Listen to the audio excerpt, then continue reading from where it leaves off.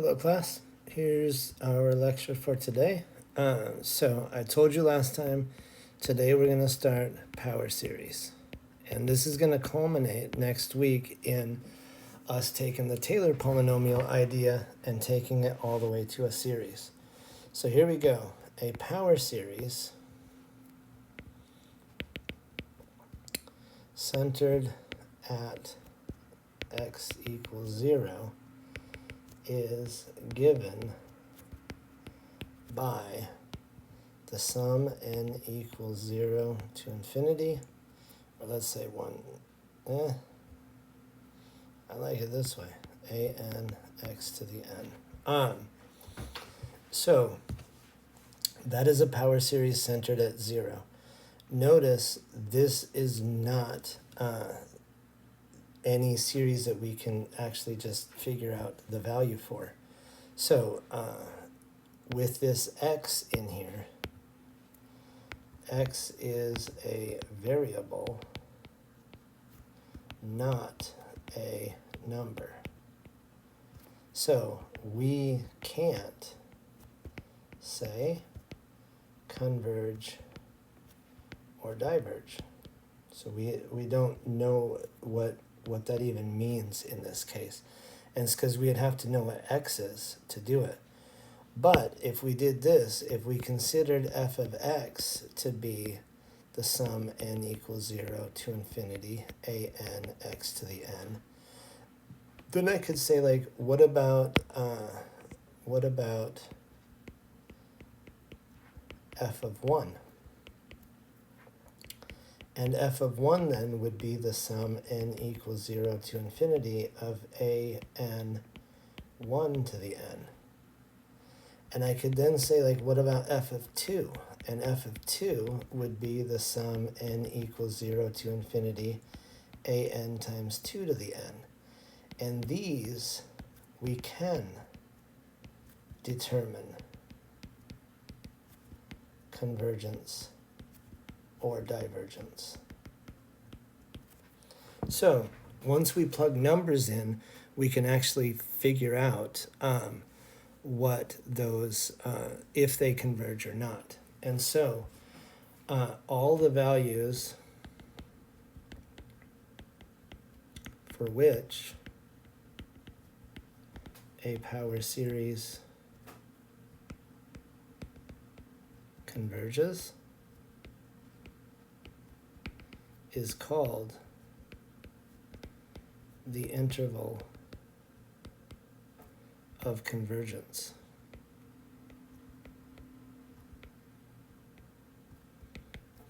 So if we take all of the values for which the function converges and list them all out, then those all together form what we call the interval of convergence. Here's something cool that we need to talk about right away.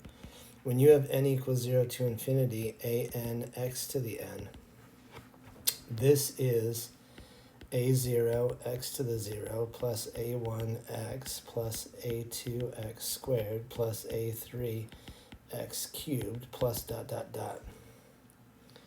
And so this, if we called this f of x again, f of 0 would be a0, because this is just 1, plus a1 times 0, plus a2 times 0, plus a3 times 0, plus dot dot dot. It equals a0. So the sum n equals 0 to infinity of a n x to the n always converges at 0. So that's something that is important. So it always converges at 0. Okay. Next, a power series centered at C is given by the sum n equals 0 to infinity a n x minus c to the n. So all that does, if you do x squared, so over here, this you're gonna have to watch the video for, but x squared is centered at 0, but x minus 2 squared goes right 2, and x plus 2 squared makes it go left 2.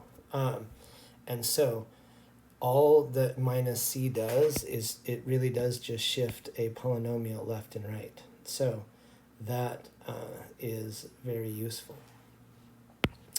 This then equals a0 x minus c to the 0 plus a1 x minus c plus a2 x minus c squared plus a3 x minus c cubed plus dot dot dot. And if we plug in c, we get, now again, anything to the 0 is 1, so we get a0 plus a1 c minus c plus a2 c minus c squared plus a3 c minus c cubed plus dot dot dot. And these are all 0, 0, 0. So this equals a0. And so the punchline, and this is the big thing, is a power series always converges at its center. So wherever it's centered, it will converge there.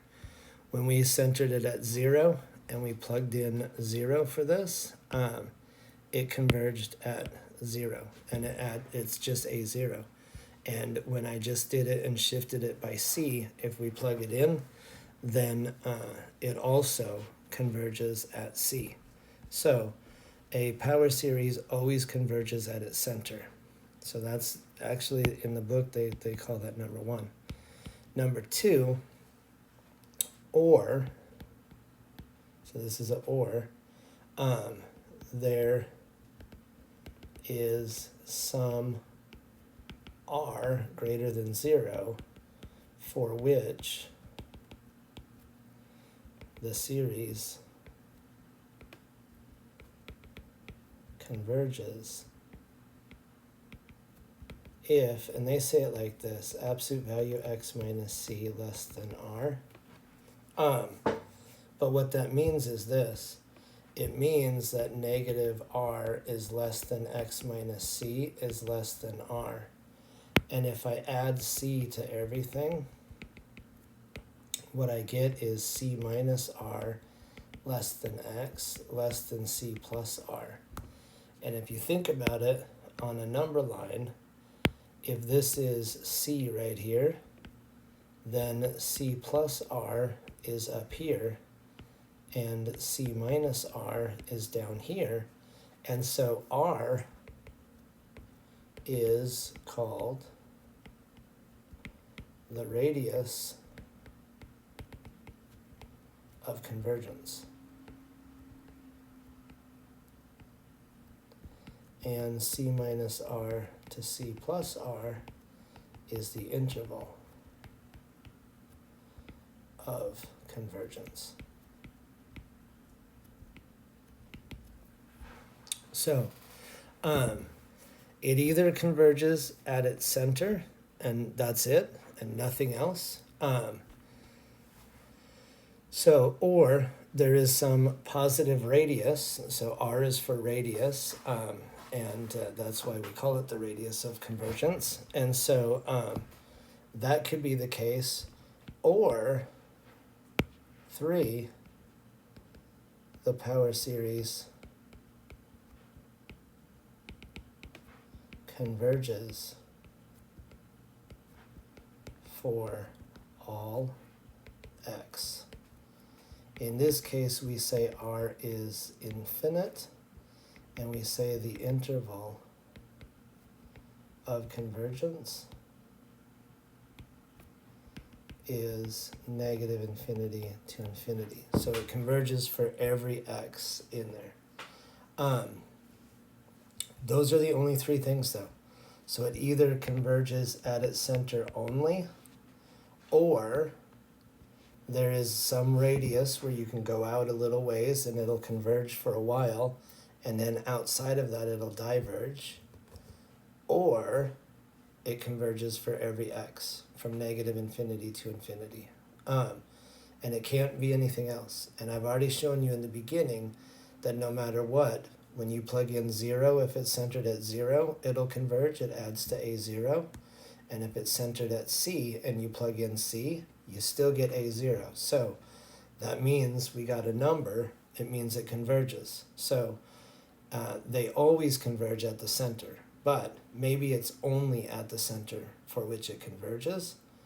And if it's not that, then maybe there is a little bit of time where you can spread out from that center and it'll converge in there, or it converges just for every x on the planet. So let's do, I'm just going to do 3 examples with you and show you what those look like. And I told you in my last video that I did for the series, part 1, the one that took me hours to finally get done, I told you that ratio test is got to be your pony. That's got to be the one that you ride. So here are 3 examples. We're going to do 3 examples. And if you need more, I'll do more. But I'm just going to do one of each kind, because the real work is for you to do it. And the more that you do, the more that you're going to learn and become comfortable with it. And if I do more, I mean, they're in the book, they're online, you can find tons of examples anywhere that you look for interval and radius of convergence of power series. So I'm just going to do 3 examples, and they are going to be one of each. And I'm going to do the easiest 2 first, okay? And so, but one thing to note is the ratio test is always used for determining, I call it the IOC and the ROC. And IOC is interval of convergence, and ROC is radius of convergence. So we always use the ratio test. So in every one of these, note that I'm going to do the ratio test in every one of them. So here is our first example. So example 1. Let's do sum n equals 0 to infinity. And let's say n factorial x minus 5 to the n. First of all, notice this is centered at x equals 5. So I know that it's centered at x equals 5 because there's my x minus c right there, x minus c. So it's centered at 5. If I had this, and maybe I'm going to change, let me see the other example. Yeah, let me do this. I'm going to do x plus 5. And then the truth is it's centered at negative 5. And the reason is because you have to think of this as x minus negative 5, because it's supposed to be x minus c. So that thing's centered at negative 5. So it's the opposite, just like how plus makes it go left and minus makes it move right. If it's inside, this is the exact same thing. So that x plus 5 moves it left 5, and so it's actually centered over at negative 5 this time. And x minus 5 moves it right 5, so then it would be centered at positive 5. Okay, so I told you that we always use the ratio test.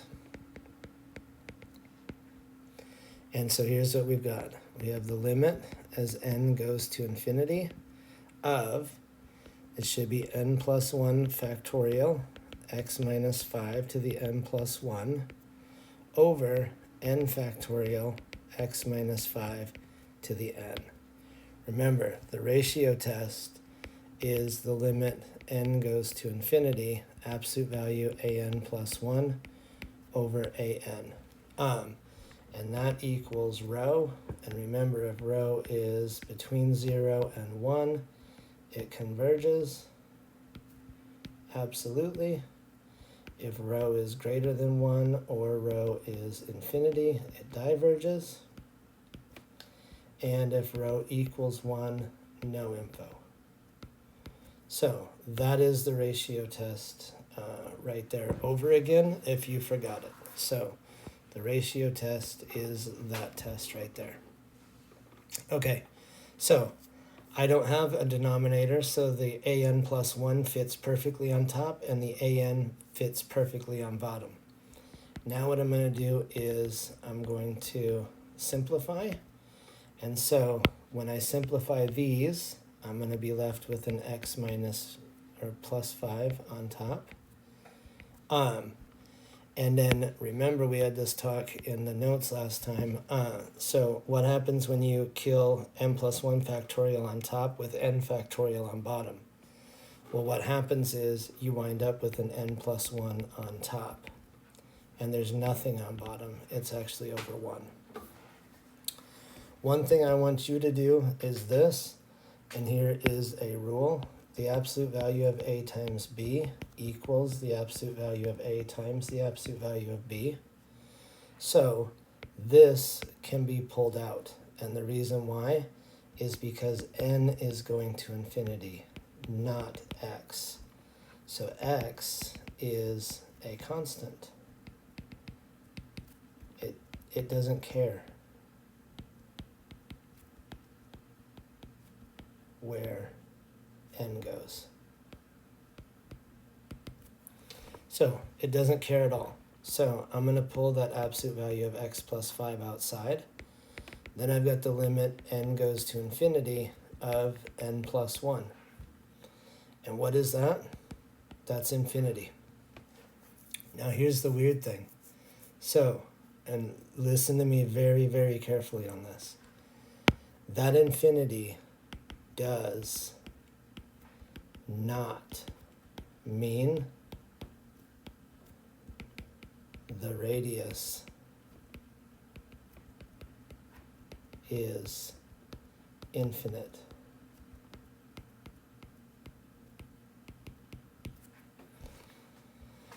Because look, when rho is infinity, it diverges. This actually means it diverges for all x except the center. So the answer to this problem, the answer is the radius is 0 and the interval of convergence is only -5. Or you could say this, -5 to -5. Since we got infinity as our answer, that means it diverges for every x, because no matter what x is, that limit's going to be infinity. There's no x that you can plug in that makes that not be infinity. So the x cannot save you in that case. And since you got infinity, and since the ratio test says when the rho is infinite, that means it diverges.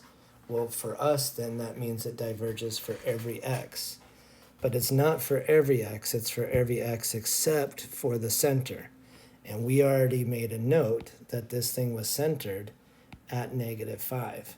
And so because it was centered at -5, I know that it only converges at -5. So this is the answer to this problem. The radius is 0, and the interval of convergence is just the single number -5 in a set, or start at -5 and include it, and go up to -5 and include it, that just says it's only -5. So when you get infinity, the radius is actually 0. So that's kind of weird that that happens. But it is true, and that is the honest to God truth. Let's do this one now. Let's see. Yeah, let's do this one. All right. Here is our second example.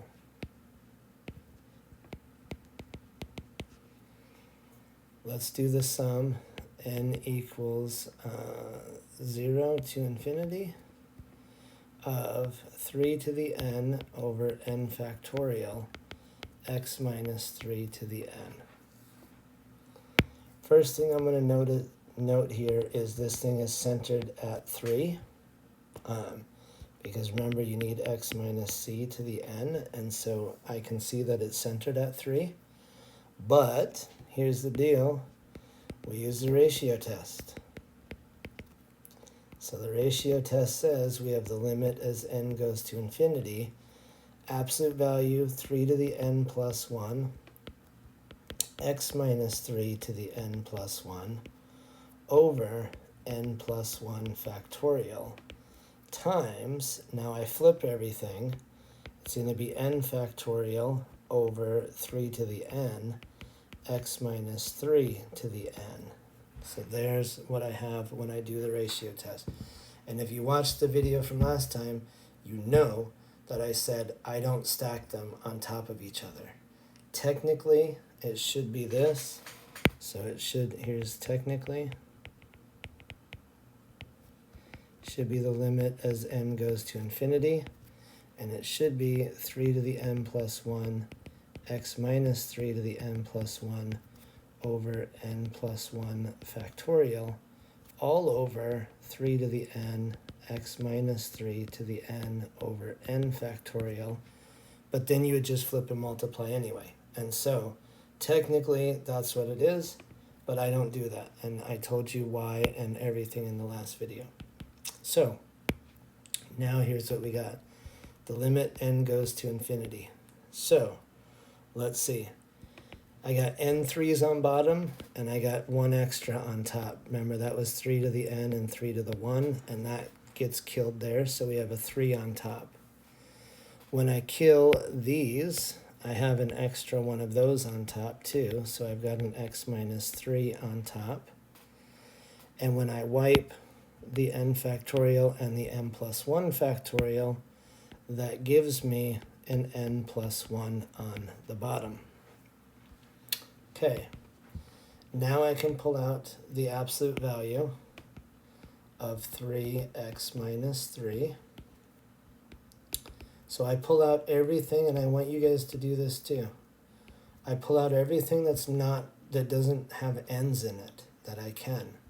And then what I'm left with is 1 over n plus 1. And this limit, since it's bottom heavy, is 0.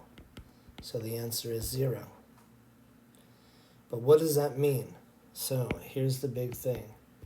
What does this mean? It means that no matter what, I get a limit that's less than 1. What does that mean in the ratio test? Says it always converges. So no matter what, I always get 0 out of this limit. And remember, when I listed it up here, if you get a limit of 0, then it converges absolutely. But what does that mean? It means there's no x that could make it not be 0. Because 0 times anything is 0. And x has to be a number. X has to be a number that we can count to or write down. It can't be infinity itself. Infinity is not a number. So, and we're not limiting x to infinity. So in that case, the n's going to infinity, and that rational function, 1 over n plus 1, is going to be 0 every day of the week. and 0 times anything is 0. And so you get a row that is always less than 1. So the answer to this one is, since the limit is 0, the radius is infinite, and the interval of convergence is negative infinity to infinity. So this is the answer to that problem.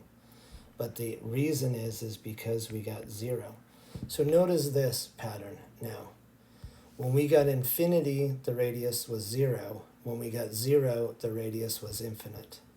So that's a way to remember it also. But you have to understand why. So it's because we're doing the ratio test. And the ratio test says if you get something bigger than 1 or infinity, the series diverges. For us, though, it's not just a single series. It's a series with x's in it. So that means for every x, it's going to diverge, except the center, because I already showed you that they always converge at the center. If you get 0 in the ratio test, 0 is always less than 1, which means for every x that you plug in, you're going to get a ratio test limit that is less than 1. That means for every x, it's going to converge. If it converges for every x, that means the radius is infinite, and that means the interval of convergence is from negative infinity to infinity. So hopefully that makes sense too. We got one more example, and then I'm going to cut this off. So my last example is this. And I'm going to alter it a little bit. So let's do this. Example 3. Let's take the sum n equals 1 to infinity. And I'll tell you why it has to be a 1. It doesn't really matter. But let's take 2 to the n over n x minus 5.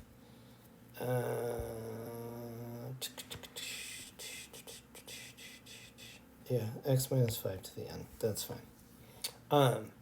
So I want to know the interval and radius of convergence. So the instructions say find ROC and IOC. Okay. What do you think we're going to do? And you better be sitting there saying to yourself, you said it's the ratio test every time. Yeah, it's the ratio test. So that does not change. So we apply the ratio test. And here's what we get. We have the limit as n goes to infinity. 2 to the n plus 1, x minus 5 to the n plus 1 over n plus 1 times n over 2 to the n x minus 5 to the n. So that's the ratio test right there. So I plug in the n plus 1s, and then it's divided by the n's, but we flip and multiply, and so I just do that right from the start. It's 3 o'clock in the morning, so if you look at my clock up at the top, it's Friday, it's 3:09 a.m., so I am tired. I do apologize for yawning. All right, so let's see what we have here. The 2 to the n on bottom kills with the 2 to the n on top, and that leaves me a 2 on top.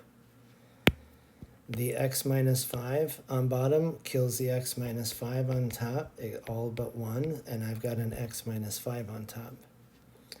And then I have an n and an n plus 1, and they do not cancel with each other.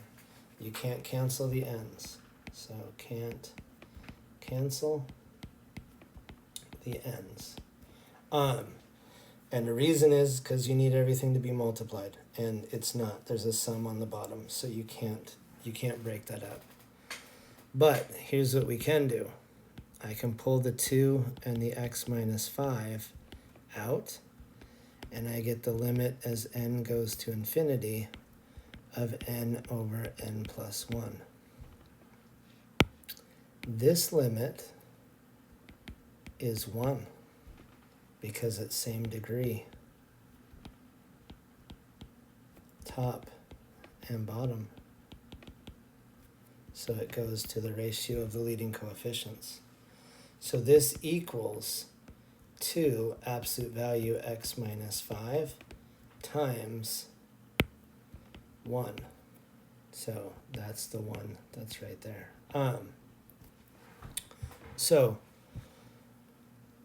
Or I get 2 absolute value x minus 5. Okay, here's the big question. And there's two things that happen. So notice we didn't get infinity and we didn't get 0. So this is probably the one that has a radius, right? So this one does have a radius to it. But how do we figure that out? And here's how we figure it out. What do I need the limit to be in order for convergence?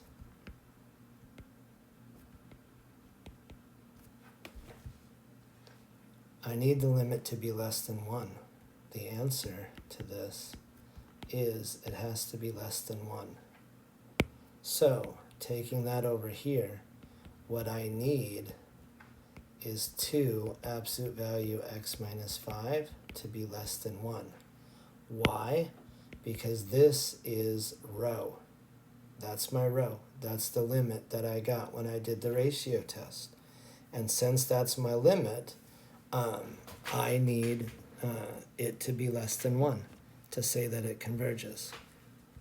So, what do I do now?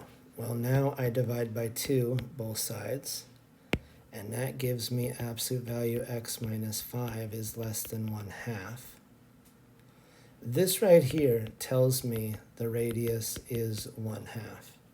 But I'm going to show you a better way of doing it, and this is my way of understanding it. So what I do is this, and this also helps you. You need to do this anyway, because you have to get the interval and the radius of convergence. So to find the interval, it's easier to just do this. This says negative 1/2 is less than x minus 5 is less than 1/2. So that's what that turns into. And if I add 5 and add 5 and add 5 to everything, what I get is x in the middle, and 5 minus 1/2, so 5 is 10/2 minus 1/2 is 9/2. So let me see, 5 minus 1/2. I'm just checking myself in the calculator because I'll tell you I made a mistake the other night doing a lecture because it was hella late. So there is what I have. So here's what I know now. So I know now that the IOC is at least 9/2 to 11/2. But if we took on a number line and we said, okay, here's 5, right? Wasn't it centered at 5? Yeah. So this thing, why didn't I say that in the beginning? This thing is centered at 5. I thought I wrote that down somewhere. Okay, well, it's centered at 5. So it's centered at 5. And this, we found you could go down to 9/2 and you could go up to 11/2. This is plus 1/2 and this is minus 1/2. So that tells me R equals 1/2. But notice, I already knew that from up here further. And then why did I say it's at least this? And here's why. So you have to hear me out close for this. The reason is when the limit equals 1, ratio test has no info. So the reason that that's the case, because I just set it less than 1 up here.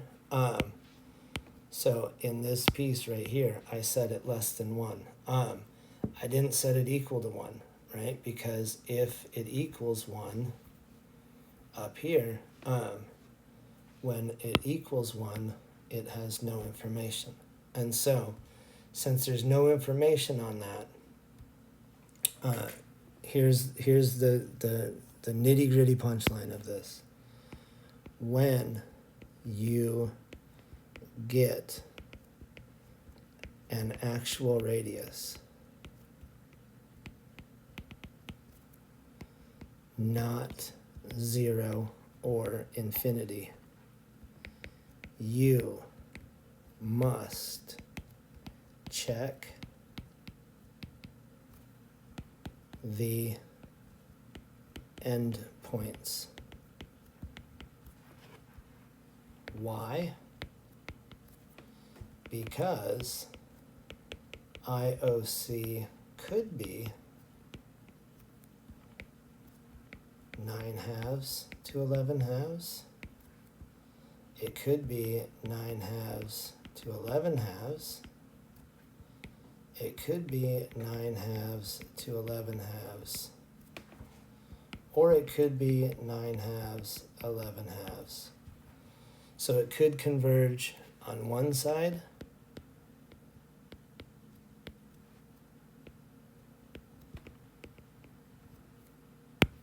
meaning here and here. It could converge both sides, or it could diverge both sides. And we just don't know, because the 9/2 and the 11/2 is where the limit would have equaled 1. And when it equals 1, we don't have any information. So here's what we have to do. I'm going to check x equals 9/2. So remember, my series was n equals 1 to infinity. What was it? 2 to the n over n, x minus 5 to the n. Let me see if that's right. 2 to the n over n, x minus 5 to the n, yes. So when I check this, here's what I get. The sum, n equals 1 to infinity, 2 to the n over n, 9/2 minus 5 to the n. So I'm just plugging the x in, and that x gets plugged right there into that piece. Well, this is the sum. That's a bad sigma. So this is the sum, n equals 1 to infinity, 2 to the n over n. What's 9/2 minus 5? 9/2 minus 5 is negative 1/2. So this is negative 1/2 to the n. And this is the sum, n equals 1 to infinity, 2 to the n over n, negative 1 to the n over 2 to the n. And the 2, ooh, what happened there? The 2 to the n's cancel, and I get the sum, n equals 1 to infinity, of negative 1 to the n over n. This converges because it's the alternating harmonic series. And I did that with Leibniz's alternating series test. And I told you the harmonic series, you know, diverges. You can always say it diverges. And the alternating harmonic series converges. It converges conditionally. It doesn't converge absolutely. But converging conditionally means it converges as it stands, right? So here's what I know now. So now I know it's at least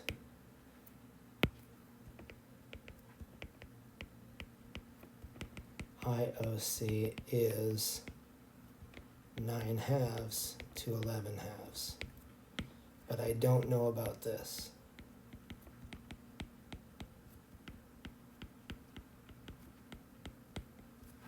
So I don't know about that side yet.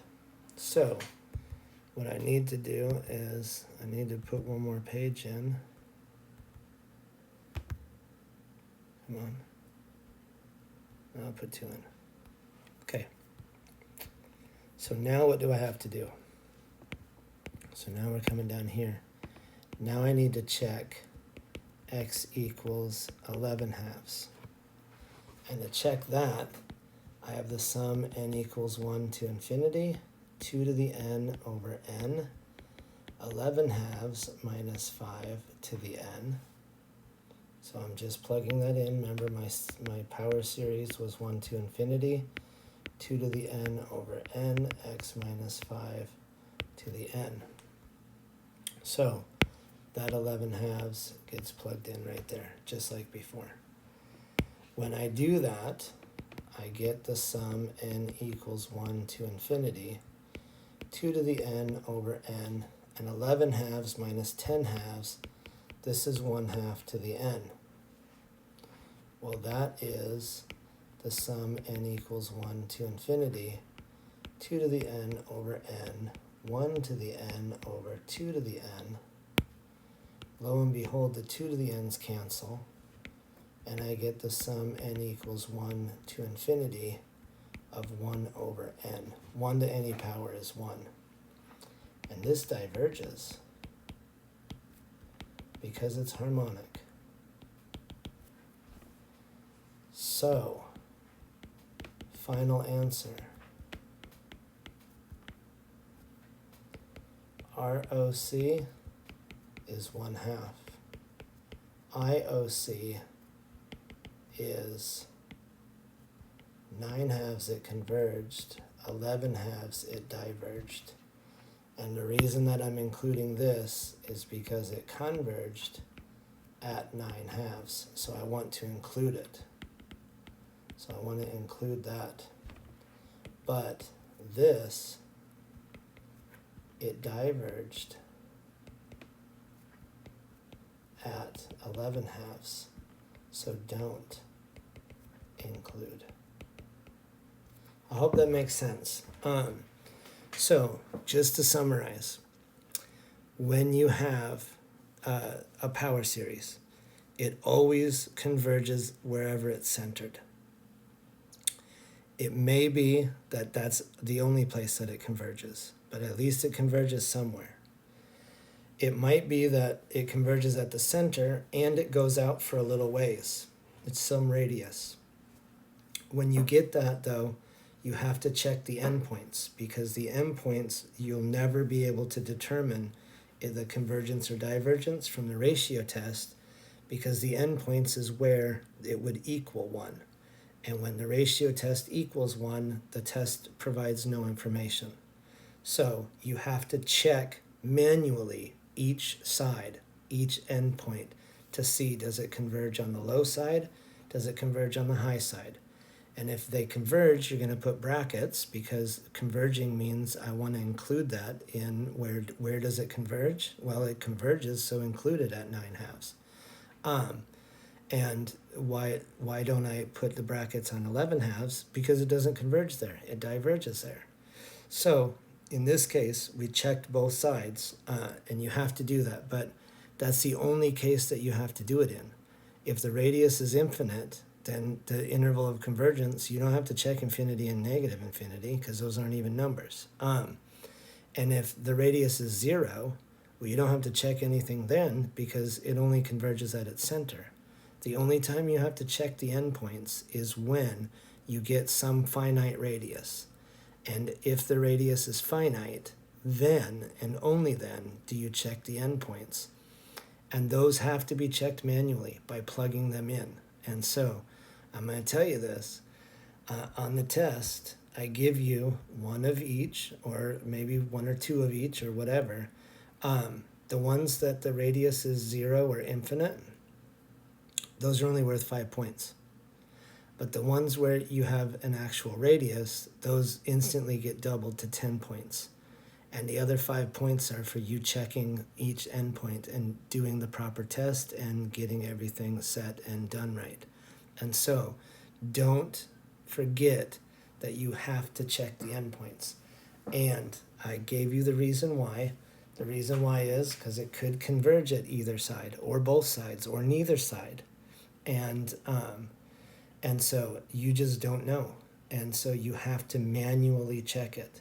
And when you check it, then it goes back to all of the tests that we've learned up until now. So the integral test, the comparison test, limit comparison, p-series, geometric series, ratio test, root test, all of those will apply. And all of those are fair game. And so hopefully seeing those three examples is enough to get you on your way. Like I said, I will open discussion when I upload this, and if I check it and you guys say, hey, can you do a couple more? Yeah, I'll do a couple more for you. But the real thing is you either know the ratio test or you don't. You can either apply it or you can't, and you either apply it properly or you don't. And the only way that you can get good at it is to practice, and it has to be you practicing. I've shown you what to do in all three cases. If you get 0, that's always less than 1. And if it's always less than 1, it's going to always converge. That means the radius is infinite and the interval is negative infinity to infinity. If you get the limit is 10 or the limit is infinite, then that's always bigger than 1. And if it's always bigger than 1, it's always going to diverge. And if it always diverges, then it actually just converges only at the center. So the radius is 0 and the interval is just the center. And if you get a finite radius, meaning that you get an actual number out of, you just get the absolute value of the x or whatever in there, then you set it less than 1. And so you always do less than 1. And so I'm even going to make this note in here. You always do less than 1 because the ratio test needs that.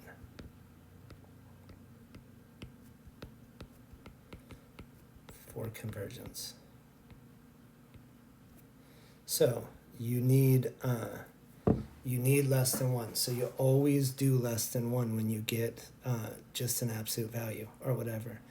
And then you work it out and you figure out where was it centered, what is the radius. When you work out the all of the stuff in the inequality like this in here, that gives you your radius or your interval. So right here, this gives you your interval of convergence right there. And since then you know the interval of convergence, then you see that you have 2 endpoints and you have to check each endpoint. So that's why I said over here before, you know at least it's that. And the reason is because when the limit is 1, then the ratio test has no info. And so I made a huge note here that you must check the endpoints. And that's not optional.